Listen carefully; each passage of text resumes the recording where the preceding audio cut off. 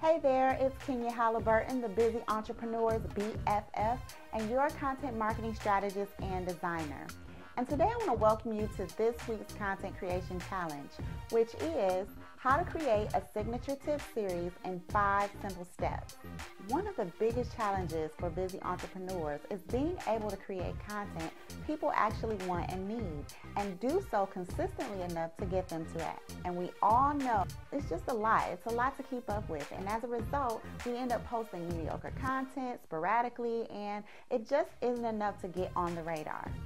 So today, I want to share with you one of my favorite ways to create powerful content fast. Content that helps you build visibility and value in your customer's mind. I call this your signature tip series, and it's a compilation of short, powerful bites of information meant to quickly inspire action or motivation. It's fast, effective, and can be done by anyone, even if you're short on time, and even if writing isn't one of your most favorite things in the world to do. Now, you may have seen these on social media. One of my personal favorites is a series published by Darren Hardy of Success Magazine on Facebook. He calls it his Daily Mojo. And in it, he provides powerful advice that gives entrepreneurs a motivational boost as they start their day. Myself, I publish a daily content savvy and successful tip for content marketing success. Some others I've seen include a Motivational Monday tip, Daily Empowerment tip, Get Fit tip for health and fitness, so you get the idea, right? So let's get started creating your signature series in 5 simple steps. Step number 1, create a signature name. Now I want you to think of something catchy or creative, something that will grab attention and fits within the scope of your branding. Step number 2, I want you to decide on the frequency of your tip series.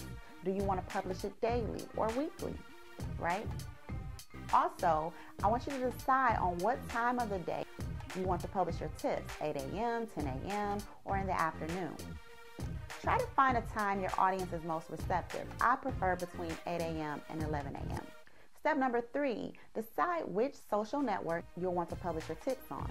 So if it's Twitter, be sure to keep your tips to 140 characters so you can leave room for retweets.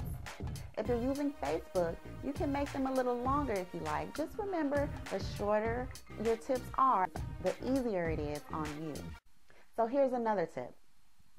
You can publish to all of your social networks at once by using a service like Hootsuite or some other social media dashboard to pre-schedule your posts and distribute them across your network. Here's an important side note. Facebook penalizes you for posting from third-party applications by limiting the visibility of your posts on your network. So what this means is much of your following may not even get to see the tips that you're posting. But there's a fix. Facebook allows you to schedule posts on their platform. You can use the Facebook scheduler to schedule posts right on your Facebook page. Now, it may be double work, but it could be worth it.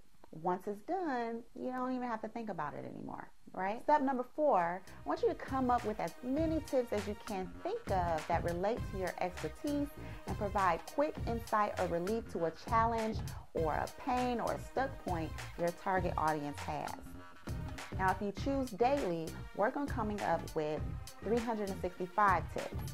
If you chose the weekly schedule, aim to create 52 for the 52 weeks in the year. Now, you don't have to do it in one sitting, but if you can, that's awesome.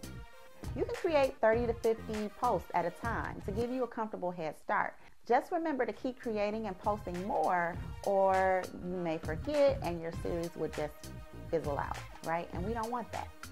So, if you have trouble keeping the tips flowing, use other existing content, other people's content, quotes, questions to pull from to help you fill your tip series. So here's an example of a tip.